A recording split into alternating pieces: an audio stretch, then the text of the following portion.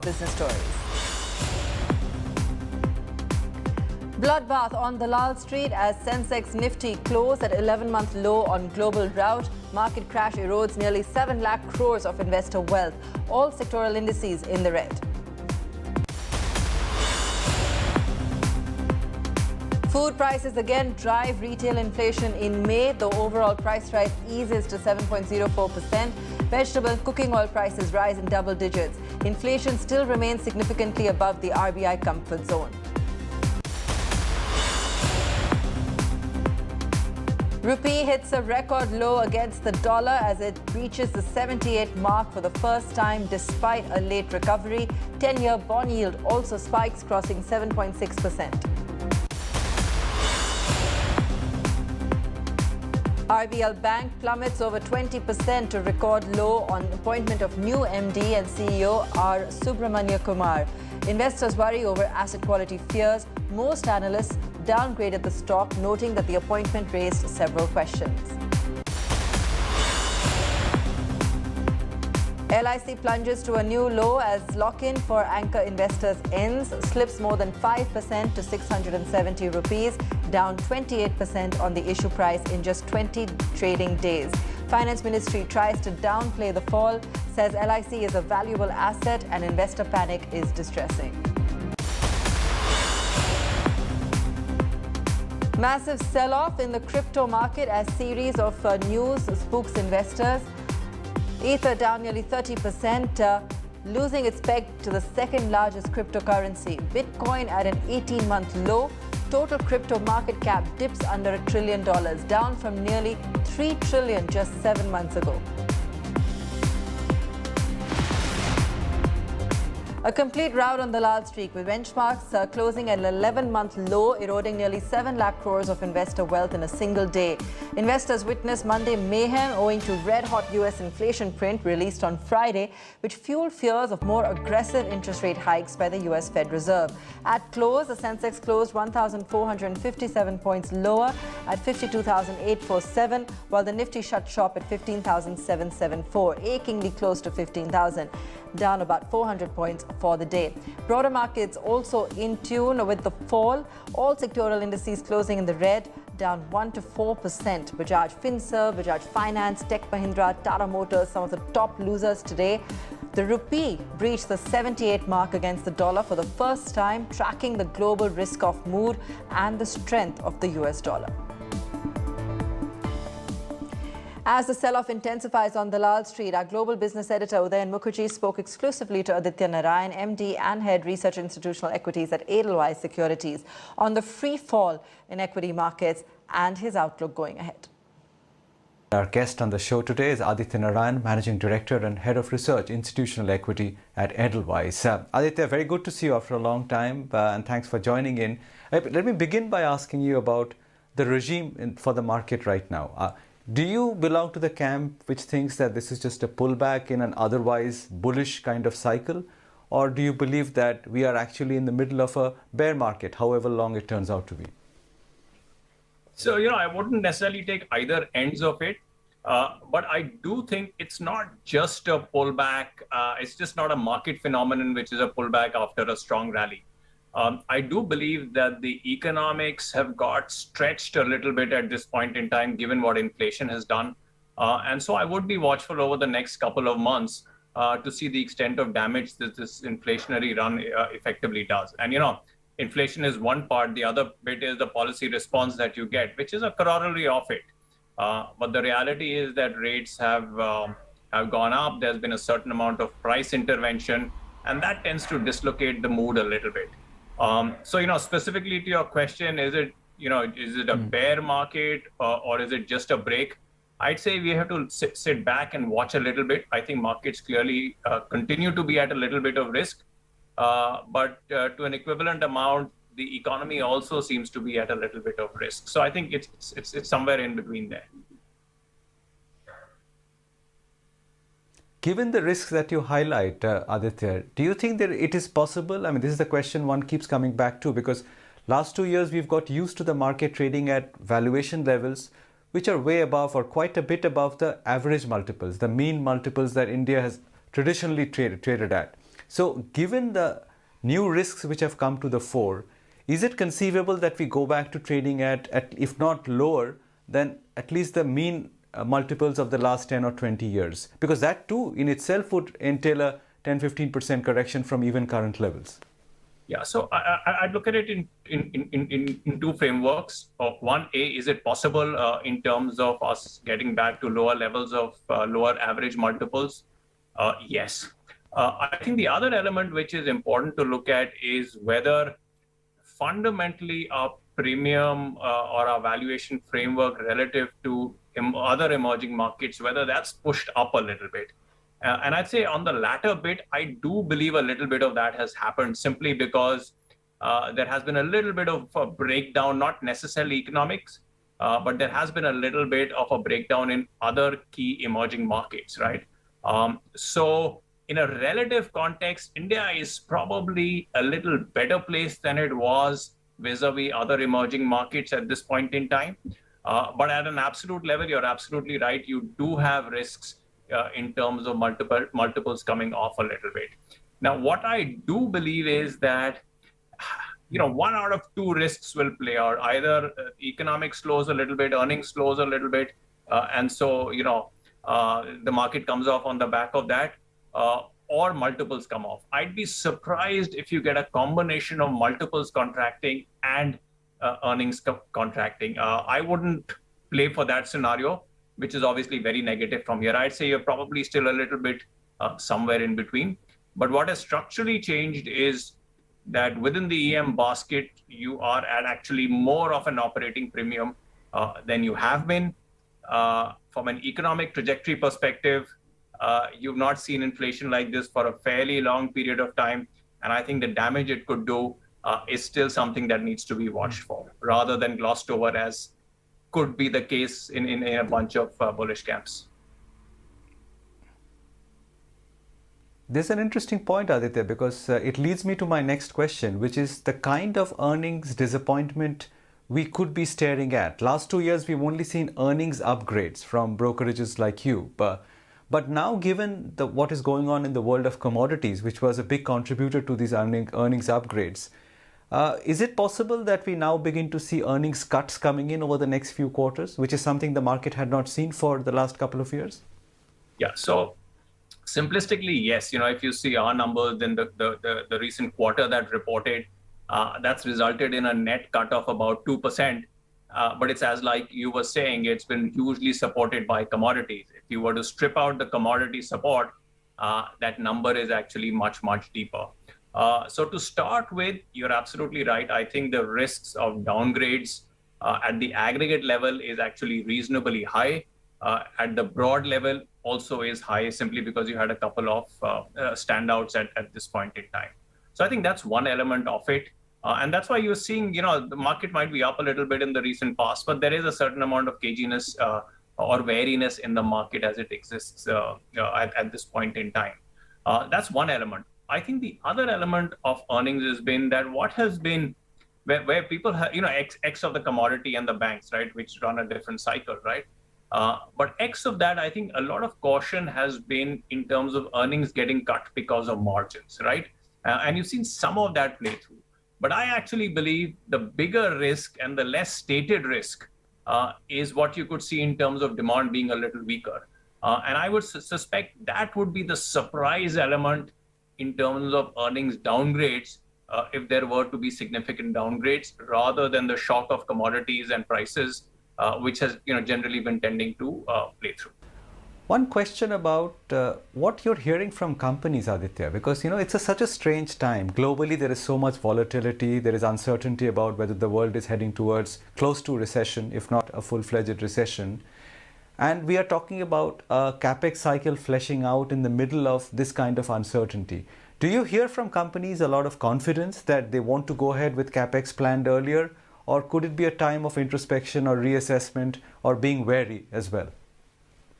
So let me put it this way. I don't think there has been a massive bottom-up Capex build or expectation pullout over the last couple of quarters, pre all these issues in any case, right?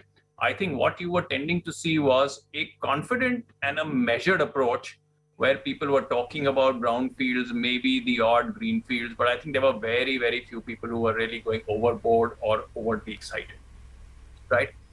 In that context, I don't think too much has changed, right? Because there were specific plans, there were nearer term plans, and none of them were very aggressive plans. So I think a lot of that remains on board to start with, right?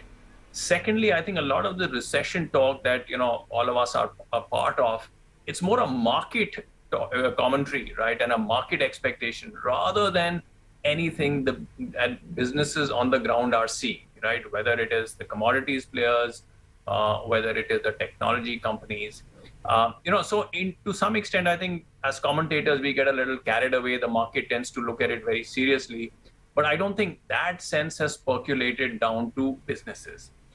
That said, when you're facing the specter of such commentary, I think the capacity and the willingness of businesses to commit to stuff which is, not underway or very specifically on the drawing board, I think that capacity is limited. So I'd be surprised over the next couple of quarters, you see announcements of people talking about capacities in 2025 and 2028. So I think it's going to be what is in your books or what is on the drawing board.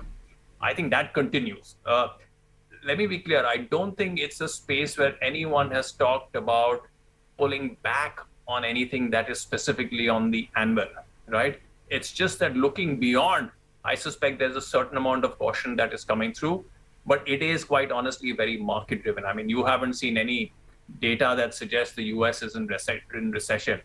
So it's as I said, market commentary, which is where people are wary, and so stuff that's not on the drawing board will not come on, but that stuff that's on the drawing board will stay on. Is how I see it at this point in time.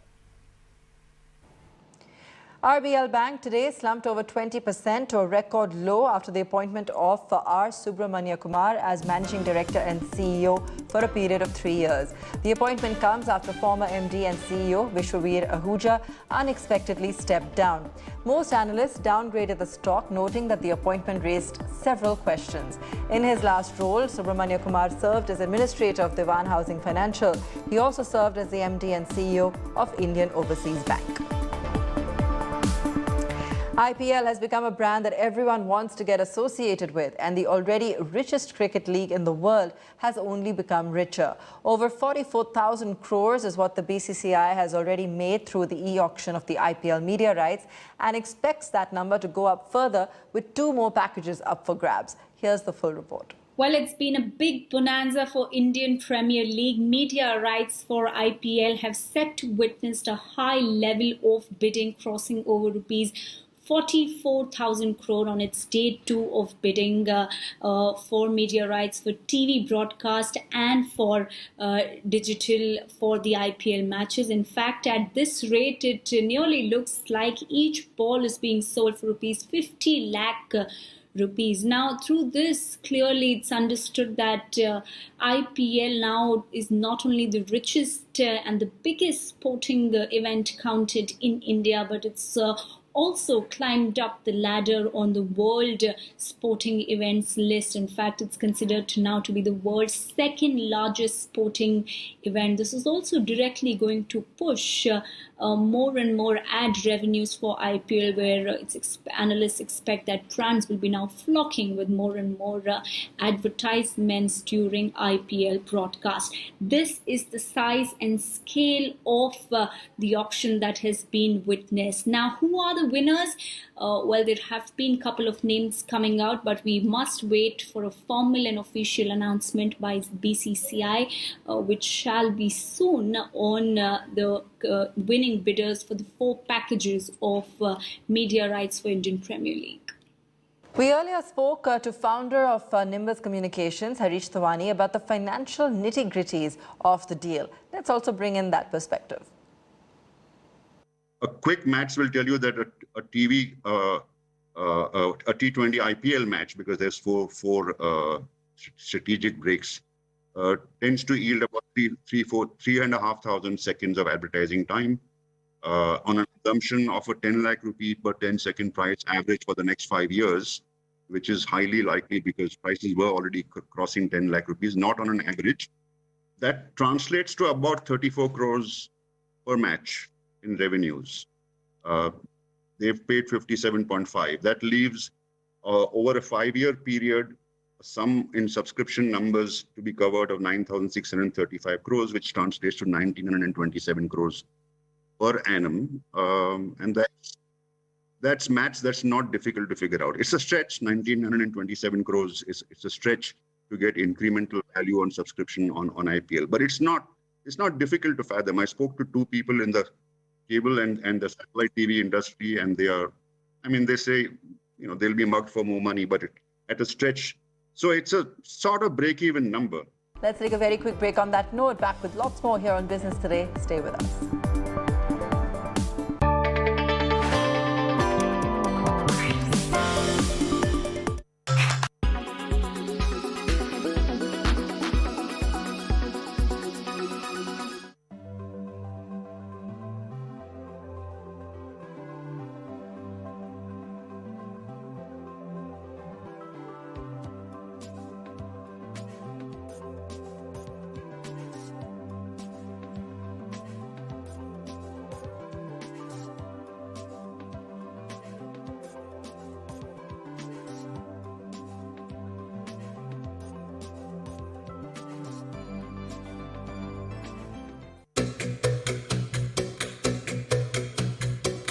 The global oil market has been reconfigured after the Ukraine-Russia war. For instance, energy-hungry Europe relied a lot on Russian oil, but after their boycott, African suppliers have stepped in. Now, Moscow has shifted its focus to supplying its crude to Asia after feeling the might of heavy Western sanctions. This very instance of supply reshuffle has shaken the global oil trade.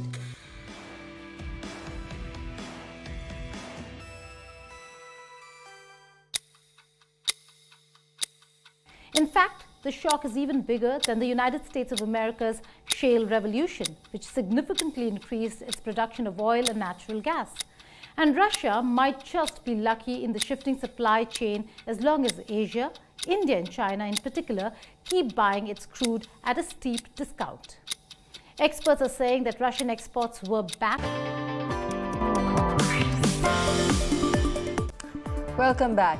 Food prices have again powered retail inflation in May, though the overall consumer inflation moderated to 7.04% from the 8-year high of 7.79% in April. The increase in vegetable and cooking oil prices remained the biggest factor in overall inflation. Both remained in double digits. The overall food inflation also eased marginally to 7.97% from 8.31% in April. Despite the fall, inflation remains much above the 6% comfort level of the RBI. In fact, the RBI had last week forecast inflation above 6% for the first 3 quarters of this financial year. We're joined by Sunil Sinha, Director and Principal Economist at India Ratings. Sunil, thanks so much for joining us. Take us through what you're making or how you're interpreting the latest numbers. Just a marginal moderation, still uncomfortably high. Yes, it is still out of the comfort zone of RBI. So while one may feel a little better when one sees the number dropping from 7.79% to 7%, but in effect, it is still on the higher side, and our expectation is that from June onwards, as the base effect starts waning, till about October, November, the inflation will remain on the higher side. I mean, despite the fact that some comfort one can draw from the fact that the excise duty cut on petrol and diesel prices, though not reflected in the May number, will start reflecting from June onwards. Okay. So, this time around, we've seen, of course, vegetable prices really being the major contributor.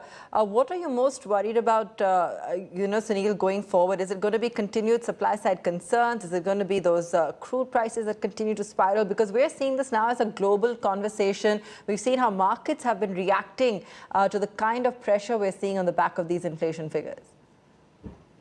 So far as geopolitical situation at the global stage is concerned, I don't think that there is any clarity about that. So the volatility, uncertainty, all of these will continue to play out, and which simply means that the pressure on commodity prices are unlikely to ease. And India being a net commodity exporter, we will have to, go along. The only way some comfort can be provided to the Indian population is through the customs duty. And in case of petrol and diesel, the government has already done that. Some bit of it has also been done in case of, edible oil. And at the same time, some restriction on wheat exports and some of the other commodities. So net, the situation is that, there is very little that India can really do about what's happening on the global stage. I mean, that's something which is given. However, the positive aspect of looking forward is that the monsoon is expected to be normal this fiscal. And if it plays out according to the Met Department's prediction, then some of the food pressures that we are witnessing right now may somewhat ease. Not so much on the edible oil, but certainly on cereals and pulses and so on and so forth. And also the vegetables. All right, Sunil, thank you so much for joining us and taking us through the latest implications of those spiraling inflation numbers. Now, the pain of rising prices will continue to pinch in the weeks ahead, with the rupee sliding into uncharted territory and crude oil spiking above $120 levels, even as the government keeps fuel prices and the resulting price rise in check. All has been relatively quiet on the fuel prices front for the past 68 days. Despite the heat, retail prices have not increased. In fact, falling in mid-May when the sentence states cut excise duty and the value-added tax on fuel. In the national capital, petrol prices remained stable for a month and a half before falling to the present level of 96.72 rupees per litre. This despite the price of Brent crude rising from $74.89 per barrel on the 6th of April to $120 at present, a rise of more than $45 a barrel. Meanwhile, it's the other fuel products which have faced the price shock. CNG price in the national capital has risen to 74% since April. Non-subsidized LPG prices have risen 6%, while aviation fuel prices have zoomed to 30%. The price freeze is reportedly eroding the bottom lines of oil marketing companies. According to sources, these companies are absorbing losses of 18 to 21 rupees on every litre of fuel sold in the market. What is complicating the matters is the strengthening of dollar against the rupee. The Indian currency has breached the 78 to a dollar level in trade today, closing at 78.13 to a dollar. This basically translates into the fact that every barrel of crude oil coming into India is 5% costlier than it was in January, just because of the rupee-dollar exchange rate. This is a triple whammy for a government which is battling 8-year high inflation levels. Not only is it subsidizing sale of fuel, it is also facing national losses due to the excise cut of fuel. Now, with both the dollar and crude prices working in tandem against it, the government may soon have no choice but to lift the price freeze. A poll by Business Today shows nearly 80% of the respondents are in favor of the price freeze. However, comments by several respondents show how the common man is worried about the economic cost of the price freeze as well. Clearly, there is a growing realization that if not directly, the Aam Aadmi is indirectly paying for the cost of increased prices in other ways. Bureau Report, Business Today Television. India has continued with its tough stance at the 4-day WTO ministerial conference in Geneva. The 164 member countries discussed the issue of multilateral trading systems on Sunday. Today, 2 sessions were slotted, the first on WTO's response to the COVID pandemic and the other on food security. India's Sherpa to the conference, Commerce Minister Piyush Goyal, forcefully set the agenda. The pandemic reinforced the importance of one earth, one health, calling for global solidarity and collective action. My country ramped up supplies of medical products to provide medical and health items globally. Unfortunately, the WTO could not respond with alacrity. We have let down the people of the less developed countries and developing countries. The rich countries need to introspect. We need to bow our heads in shame for our inability to respond to the pandemic in time. That's all we could pack into this edition of Business Today. Bye for now.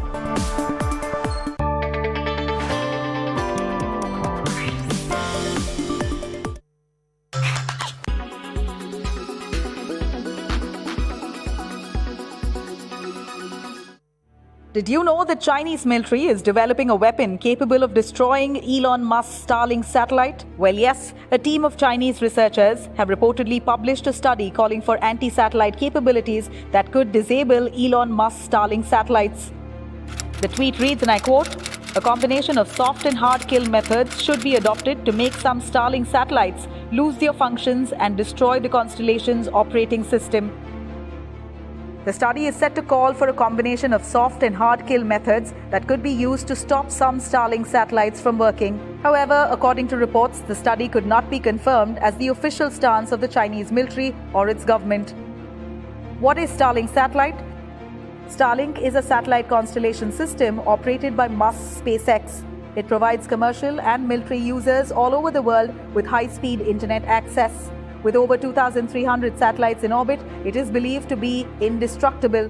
The reason for this is that the system can continue to function normally even if some satellites are lost.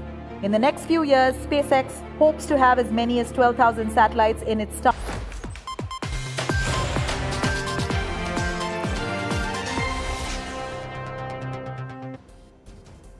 Hello and welcome. Thank you for tuning in. I'm Pooja Shali. Let's begin first with the headlines. The Enforcement Directorate concludes 10-hour-long questioning of Rahul Gandhi on day 1. Congress Member Parliament summoned for second consecutive day tomorrow. But the inside track of quizzing and questioning is now with India Today to tell you the details. Rupee falls 20 paise to close at record low of 78.13 versus US dollar. Sensex Nifty close at 11-month low on global rout. Market crash erodes nearly 7 lakh crore rupees of investor wealth.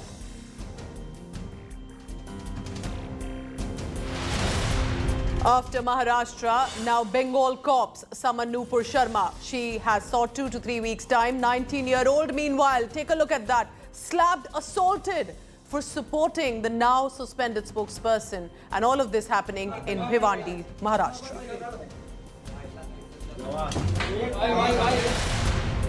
Chief Minister Mamata Banerjee to replace Governor Jagdeep Dhankar as the Chancellor of all state universities. The Bengal Assembly passes controversial bill.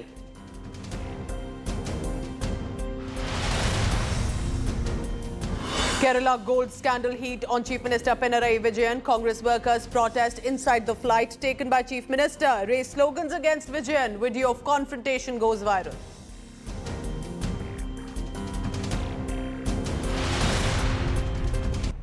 It's a celebrity drug bust in a high-profile Bengaluru hotel. Actor Shraddha Kapoor's brother Siddhant Kapoor among 5 arrested in the case.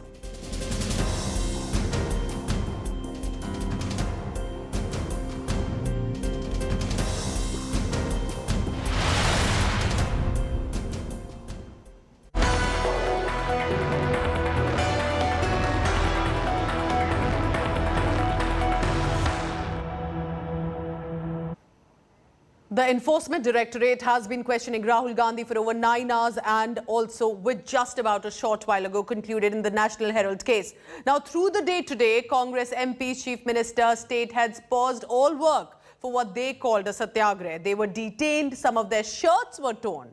Others are alleging they were even hit by the cops. But they stood firmly behind Rahul and Gandhi family in a questioning that has been going on.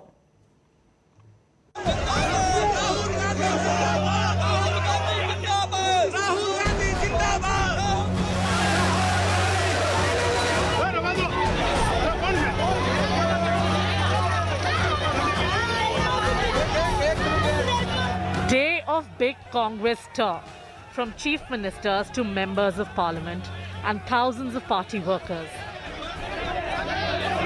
The entire Congress machinery paused on Monday to rally behind National Herald case accused Rahul Gandhi, facing ED grilling over alleged money laundering, with a massive show of strength and a solidarity march to the Enforcement Watchdog's office.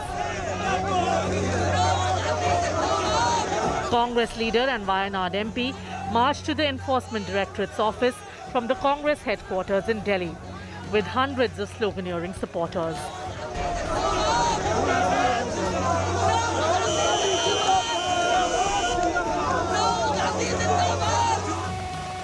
As Rahul's grilling started by 3 ED officials, sister and Congress General Secretary Priyanka led the protest. Several Congress stalwarts were detained for the march, which didn't have permission and breached prohibitory orders at ED office. I am in the police van, if you can see.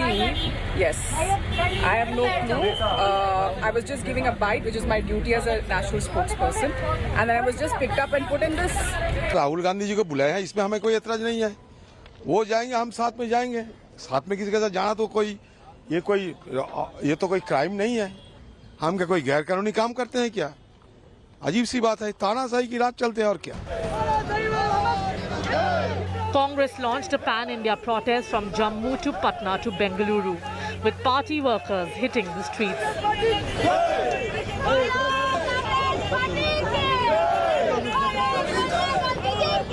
Rahul is facing ED probe in the 2012 National Herald money laundering case.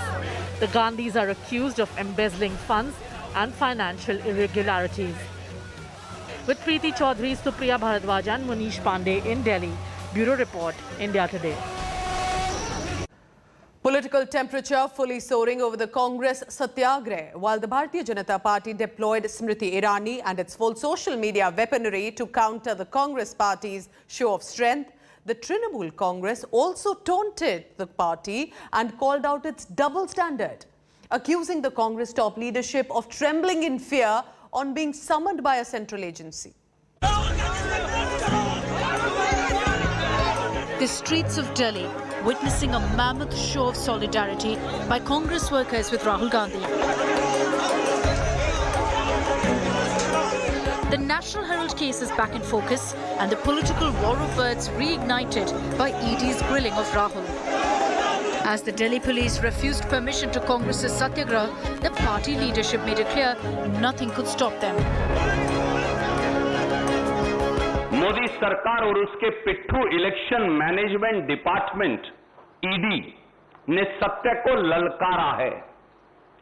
सत्य को आवरण की जरूरत नहीं, न उसे दबाया जा सकता. And true to their word, thousands of Congress workers descended on the streets of the national capital with chants of Rahul Zindabad. Rahul's family also stood firmly with him. His sister Priyanka accompanied him to the ED office, his brother-in-law expressing solidarity. जब भी कोई election होता है, जब भी कोई उद्योगपति कुछ भी अच्छा कर रहा है कि अगर हम बीजेपी के हित में नहीं बोलेंगे तो एजेंसी का इस्तेमाल किया जाएगा, बेबुनियाद इल्ज़ाम लगाए जाएंगे, उनको उनके परिवार को परेशान किया जाएगा. The BJP did hold back India attacks either, calling this not a satyagraha but a scamagraha. Today, everyone can see that there is a lot of dirt of corruption on the hand of the Congress party, and therefore to hide this corruption that has taken place, they are now indulging in confrontation instead of cooperation. Rahul's Amethi rival Smriti Irani also jumped into the fray, accusing Congress of pressuring central agencies. Leaders and workers of the Congress party have descended onto the streets of the national capital to pressurize investigating agencies. Never before has such a blatant attempt been made by one political family to hold investigative agencies to ransom. The political showdown peaked as Smriti Irani even dragged in Priyanka's name for the first time in the National Herald scam. Capex Merchandise Private Limited, जो cash के बदले check देती है, जो कांग्रेस के कार्यकर्ता आज दिल्ली में एकत्रित हुए हैं, वो राहुल गांधी जी से पूछिए कि गांधी खानदान का संबंध डोटेक्स मर्चेंडाइज प्राइवेट लिमिटेड से क्या है? Interestingly, it wasn't just the BJP that was firing salvos at the Congress, but the TMC too, calling out the grand old party for double standards. This is the basic policy of Congress, that they play double standard game.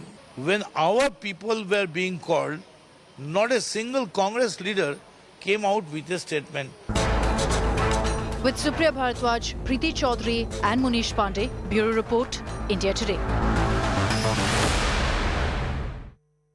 Yogi Adityanath's bulldozer Raj continues, this time by razing down houses belonging to accused in the recent Uttar Pradesh riots over Nupur Sharma's remarks on the Prophet. This has sparked a political slugfest, raising questions on whether Yogi's method is constitutional or not.